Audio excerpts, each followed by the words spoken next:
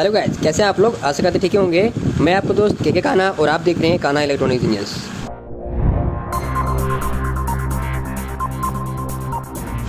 दोस्तों स्क्रीन पर देख पा रहे होंगे, आज मेरे पास फिर से माइक्रोटेक का स्पार्क बोर्ड रखा हुआ है और इसमें एक बहुत ही डीपली फॉल्ट बताएंगे।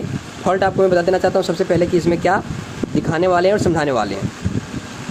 आपने अक्सर देखा होगा इस पीसीबी में यूपीएस मोड ओके रहता है और 220 वोल्ट जैसे ही कनेक्ट करते हैं वैसे ही वो मेंस पे जाता है और चार्जिंग का एलईडी नहीं जलता है। चार्जिंग का एलईडी नहीं आता है, जिसके कारण से बैटरी नहीं चार्ज होता है और एम्पेयर नहीं आता है। तो चार्जिंग का एलईडी नहीं जलना मतलब मेंस देने के बाद यहाँ पे मेंस दिखाएगा और चार्जिंग का एलईडी नहीं जलना। इसका कारण कहाँ से बनता है? आखिर ये चार्जिंग का एलईडी नहीं जल रहा है तो आपको मैं टिप्स दूंगा। कितने टिप्स दूंगा? 4 टिप्स देने वाला हूँ आपको।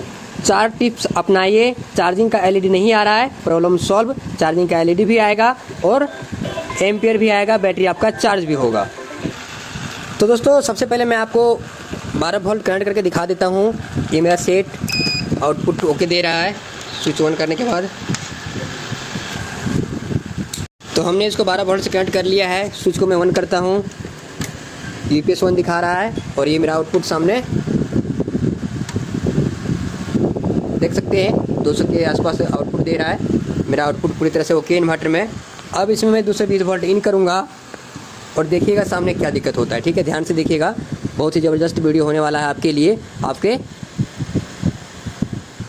आपके इस फॉल्ट में बहुत ही सहूलियत मिलेगा, मैं आपसे प्रॉमिस कर सकता हूँ। चार्जिंग का एलईडी अगर नहीं आ रहा है तो बहुत इलेक्ट्रिशियन लोग इसके पीछे पागल हो जाते हैं और फॉल्ट नहीं भी ठीक कर पाते हैं।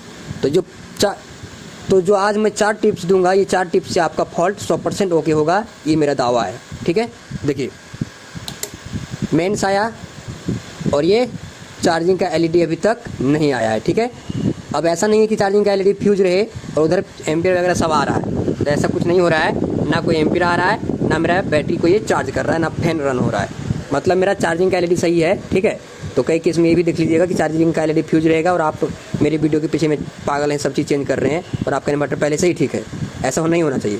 तो चार्जिंग का एलईडी मेरा ख़राब नहीं है, सही है, लेकिन चार्जिंग का एलईडी नहीं जलने के पीछे बहुत ही बड़ा और लंबा प्रोसेस रहता है चार्जिंग ठीक करने के लिए पीसीबी में। अब मैं समझाता हूँ कि ये चार्जिंग का एलईडी नहीं आता है तो मेरा ना फैन चलेगा, ना बैटरी को चार्ज करेगा, ना इन्वर्टर में एम्पियर लेगा। तो ये जो प्रॉब्लम आता है ये मैं 4 टिप्स दूंगा, 4 फॉल्ट बताऊंगा। 4 टिप्स के अंदर आपका फॉल्ट 100% ओके हो जाएगा। इसके पहले आपसे एक छोटा सा रिक्वेस्ट रहेगा कि आप लोग के लिए इतना मेहनत किया जाता है तो चैनल को आप लोग देखते तो ज़रूर हैं लेकिन सब्सक्राइब नहीं करते। भाई सब्सक्राइब कर लो, आपको बहुत ही फ़ायदा मिलने वाला है चैनल से। सब्सक्राइब कर लीजिए, बेल आइकन को प्रेस कर लीजिए। इसी तरह का वीडियो आप लोग को मैं रोंगटे खड़ा करके देने वाला हूँ। ठीक है, तो वीडियो को लाइक, कमेंट और चैनल को सब्सक्राइब कर लें। ठीक है, देखिए तो दोस्तों ये 4 टिप्स जो है वो मैं आपको देने जा रहा हूँ।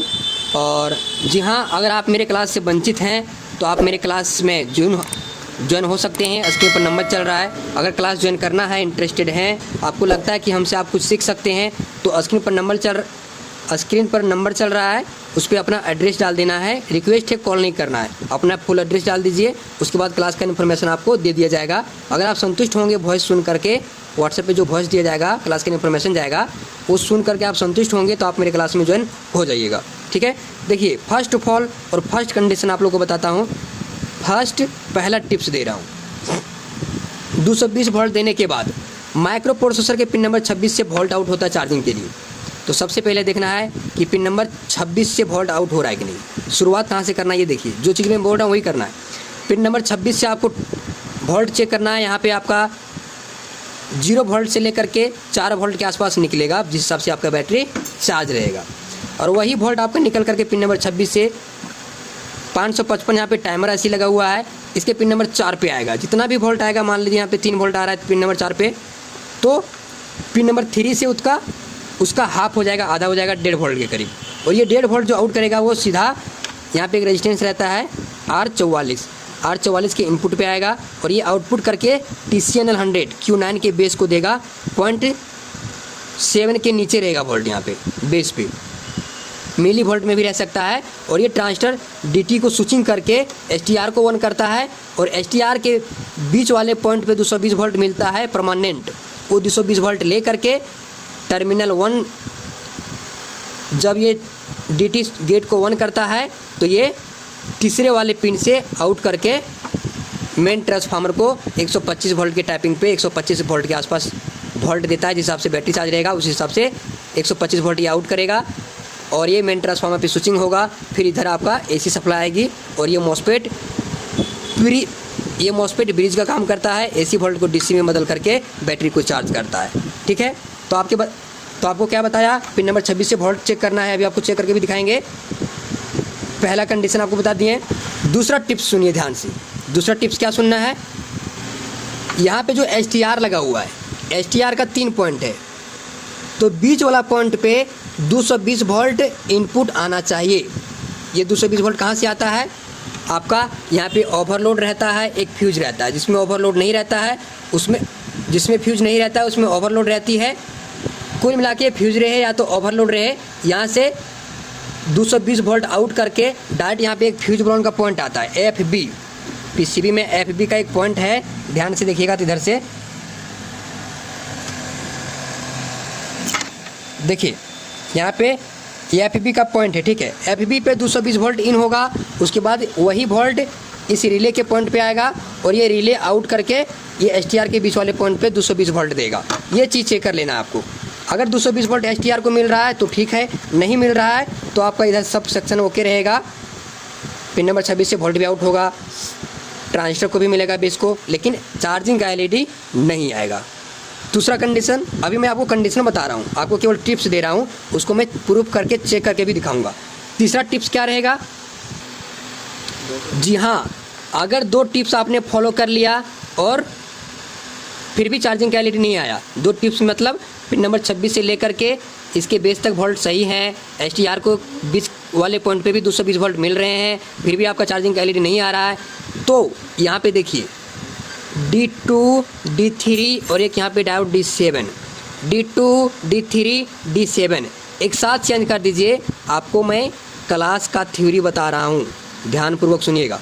ये सारा चीज़ बताते नहीं है यूट्यूब पे नॉर्मल वीडियो पे, लेकिन आपको मैं बता रहा हूँ, आज मेरा मुंड सरका हुआ है।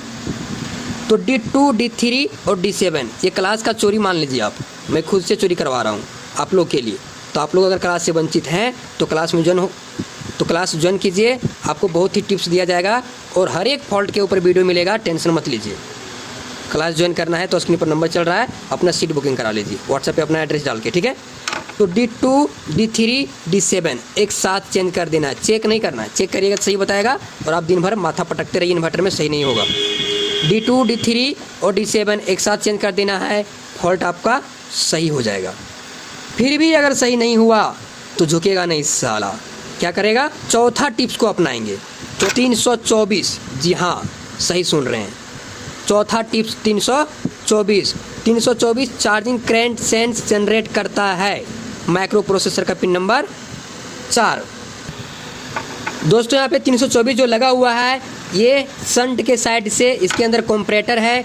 अब ये सब इंटरनली आपको क्लास में ज्वाइन होने के बाद बताया जाएगा, यहाँ पे संभव नहीं है बताना, ठीक है। इसका कंपैरेटर काम करके वोल्ट को सेंस करके शंट के साइड से चार्जिंग करंट सेंस आउट करता है और माइक्रो प्रोसेसर के पिन नंबर 4 को देता है। 324 का कौन सा पिन आउट करता है ये सारा चीज़ आपको डिटेल क्लास में दिया जाएगा, इतना डीपली बताएंगे तो बहुत लंबा वीडियो हो जाएगा। तो 3 टिप्स अपना लिए, चौथा टिप्स आपको अपनाने के बाद प्रॉब्लम 100% सॉल्व हो जाएगा। 324 को चेंज कर दीजिए, चार्जिंग करंट सेंस जनरेट हो जाएगा, ठीक है। ये 4 टिप्स अपनाइए, आपका प्रॉब्लम सॉल्व हो जाएगा, ठीक है। तो आपने 4 टिप्स को बढ़िया ढंग से सुन लिया और समझ लिया। अब मैं आपको चेक करके दिखाता हूँ चारों टिप्स को आपको प्रूफ के साथ चेक करूँगा। तो दोस्तों पहला टिप्स को मैं आपको चेक कराता हूँ। मीटर को एक प्रॉप मैं ग्राउंड कर लिया हूँ, ठीक है। और देखिए पिन नंबर 26 कहाँ पे है, पिन नंबर 26 ये वाला है। यहाँ पे कितना वोल्ट आउट हो रहा है, ये देखिए पिन नंबर 26 पे मेरा 2.5 वोल्ट के आसपास आउट हो रहा है, ठीक है। और यही सप्लाई आपका पिन नंबर 555 के 4 पे आएगा। देखिए पिन नंबर 4 पे कितना आ रहा है,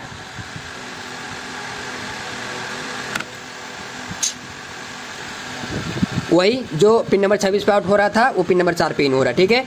अब ये पिन नंबर 3 से 1.5 वोल्ट के आधा कर देगा। अब ये 555 जो है वो पिन नंबर 3 पे, जो भी पिन नंबर 4 पे है उसका आधा वोल्ट पिन नंबर 3 से आउट करेगा। अगर ये आधा करके आउट नहीं करता है तो 555 खराब है, उस टाइम आपको इसको चेंज करना पड़ेगा। लेकिन यहाँ पे आउट कर रहा है 1.73, मतलब 2.5 वोल्ट के आसपास ये पिन नंबर 4 पे इन हो रहा था और ये आधा करके 1 वोल्ट के आसपास आउट कर रहा है। अब यही सप्लाई आउट करके इसके R44 के इनपुट पे वही सप्लाई आएगा जो आउट कर रहा था, ठीक है। अब ये आउटपुट करके यहाँ पे एक रेजिस्टेंस R45 ग्राउंड करता है और ये वोल्ट को बेस पे दबाता है। ये आउटपुट देखिए कितना कर रहा है, 0.2। आपको क्या बताया, बेस पे 0.7 के नीचे रहेगा, 0.2 मिल रहा है। यहाँ पे मिली वोल्ट भी मिल सकता है, देखिए 0.2 मिल रहा है। मतलब पिन नंबर 26 से लेकर के पहला टिप्स जो आपका था वो पूरी तरह से ओके है। अब ये अगर इसके बेस पे 0.7 के नीचे वोल्ट बन रहा है तो मेरा ये सेक्शन DTV स्विचिंग हो रहा है बढ़िया ढंग से, इसको चेक करने की ज़रूरत नहीं है, ठीक है।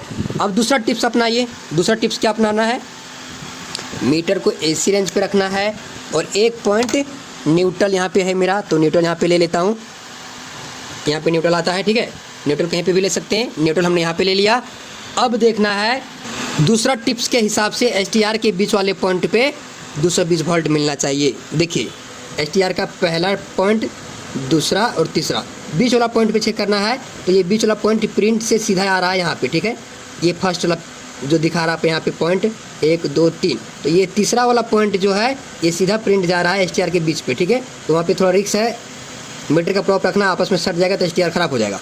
तो मैं वही प्रिंट यहाँ पे आ रहा है बीच वाला, तो यहाँ पे रखता हूँ और देखिए यहाँ पे कितना वोल्ट मिल रहा है, 0.336, मतलब 0 वोल्ट। AC सप्लाई मेरा यहाँ पे नहीं आ रहा है।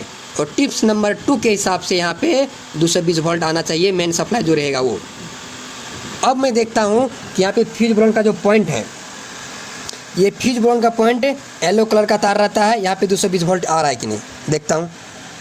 देखिए यहाँ पे रखा तो भाई वही सप्लाई मिल रहा है यहाँ पे भी, मतलब फ्यूज ब्राउन पॉइंट को ही 220 वोल्ट का सप्लाई नहीं मिल रहा है, तो STR को कहाँ से मिलेगा। इसका मतलब ये छोटा वाला रिले सही है, ख़राब नहीं है, क्योंकि फ्यूज ब्राउन का जो ब्राउन वाला तार है यहाँ पे ही 220 वोल्ट नहीं मिल रहा है। अब बताओगे सर यहाँ पे मेंस तो आया है, तो 220 वोल्ट इन्वर्टर में आया है तब तो मेंस दिखा रहा है। जी हाँ, यहाँ पे आपका फ्यूज लगा हुआ है एक ठो, और फ्यूज देखिए होता क्या है, 220 वोल्ट यहाँ पे देखिए एक न्यूट्रल मिल जाता है और 220 वोल्ट लाइन इन रेड वाला, यहाँ पे लाइन इन और रेड वाला पे, यहाँ पे लाइन इन मतलब रेड वाला तार पे 220 वोल्ट फेज और ब्लैक वाला न्यूट्रल 220 वोल्ट मिल गया। अब ये सेंसिंग ट्रांसफार्मर को 220 वोल्ट मिल गया, इन्वर्टर को चेंज ओवर कर दिया।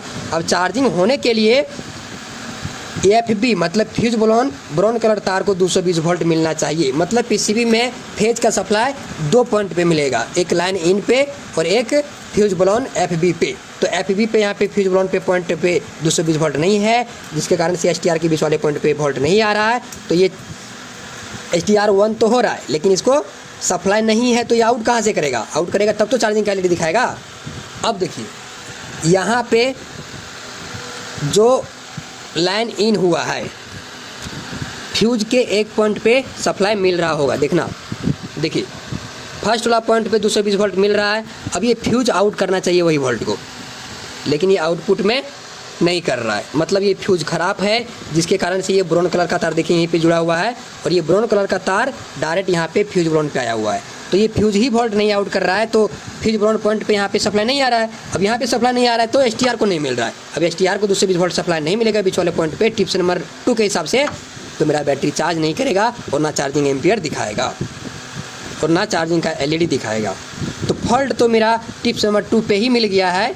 अब मैं जो तीसरा टिप्स बताया हूँ, अगर 220 वोल्ट यहाँ पे मिल जाएगा फिर भी अगर आपका चार्जिंग का LED नहीं आएगा तो D2, D3 और D7 एक साथ चेंज कर दीजिए, आपका टिप्स नंबर 3 में फॉल्ट सही हो जाना चाहिए। फिर भी अगर टिप्स नंबर 3 के बाद नहीं सॉल्व होता है तो टिप्स नंबर 4 को अपनाना है, लास्ट में 324 चेंज कर देना है, चार्जिंग करंट सेंस जनरेट हो जाएगा और आपका चार्जिंग का LED यहाँ पे आ जाएगा और आपका बैटरी वगैरह सब चार्ज होगा। फिलहाल मेरा जो फॉल्ट मिला है इस PCB में इस वीडियो में वो टिप्स नंबर 2 में STR को 220 वोल्ट नहीं मिल रहा है। अब मैं चेक करता हूँ यहाँ पे फ्यूज को, मेरा फ्यूज यहाँ पे ओपन होगा, ख़राब होगा। ठीक है, ये देखिए मेरा यहाँ पे फ्यूज कटा हुआ है। अब मैं पहले फ्यूज डालता हूँ, उसके बाद देखता हूँ STR के बीच वाले पॉइंट पे 220 वोल्ट आया कि नहीं आया। हमने यहाँ पे फ्यूज को इंस्टॉल कर लिया है। अब यहाँ पे मैं 220 वोल्ट इन करता हूँ और सामने देखता हूँ क्या कंडीशन हुआ। अरे वाह, क्या बात है। टिप्स नंबर 2 के साथ ही मेरा फॉल्ट ठीक हो चुका है। देख सकते हैं मेंस और चार्जिंग का LED आ चुका है। मेरा बैटरी फुल चार्ज है, इसलिए स्टॉक है इसलिए यहाँ पे चार्जिंग का LED स्टॉक है। एम्पीयर आप फिलहाल देख सकते हैं धीरे धीरे कम हो रहा है, क्योंकि मेरा बैटरी फुल चार्ज है। यहाँ पे फुल स्टॉक दिखा रहा है। ठीक है, तो मेरा टिप्स नंबर 2 के साथ मेरा फॉल्ट ठीक हो गया है। अब मैं आपको थोड़ा वोल्ट चेक करके दिखाता हूँ। देखिए ये जो फ्यूज आउट नहीं कर रहा था वोल्ट, वो आउट करने लग गया। यहाँ पे जो फ्यूज बलोन के पॉइंट पे 220 वोल्ट नहीं मिल रहा था, ये फ्यूज बलोन के पॉइंट पे भी 220 वोल्ट मिलने लगा, है ना। अब इसके बीच वाले पॉइंट पे नहीं मिल रहा था सप्लाई STR को, इसलिए ये चार्जिंग नहीं कर रहा था, ना चार्जिंग का LED आ रहा था। आप देख सकते हैं 220 वोल्ट यहाँ पे जो भी न्यूट्रल का जो भी यहाँ पे लाइन का सप्लाई रहेगा इनपुट, वही सप्लाई दिखाएगा। तो 220 वोल्ट ही मैं आपको बोलता हूँ। देखिए 220 वोल्ट यहाँ पे आ चुकी है और मेरा यहाँ पे चार्जिंग वगैरह सब ठीक हो गया है। अब मैं आपको क्या बताया था, यहाँ पे 220 वोल्ट मिल रहा है, फिर भी अगर आपका चार्जिंग नहीं कर रहा है तो D2, D3 और D7 डायोड एक साथ चेंज कर देना है टिप्स नंबर 3 के साथ। अगर फिर भी नहीं हुआ तो टिप्स नंबर 4 324 को चेंज कर देना है, आपका प्रॉब्लम सॉल्व हो जाएगा। ठीक है, तो दोस्तों आज का वीडियो से आपको बहुत ही कुछ सीख मिला होगा। जो 4 टिप्स दिया हूँ ना आपको, बहुत ही लाइफ में काम आएगा। ये मैं क्लास का टिप्स चोरी करके आपको बताया हूँ। ये वीडियो को ध्यान से देखिएगा, 4 टिप्स को फॉलो करना है। आपका चार्जिंग का LED जो नहीं आ रहा है वो चार्जिंग का LED आने लगेगा और आपका चार्जिंग वगैरह सब ओके। तो चलिए, thank you for watching video. आज के लिए इतने, फिर मिलते हैं नए वीडियो पर नए टॉपिक के साथ। तब तक के लिए bye bye, thank you for watching video.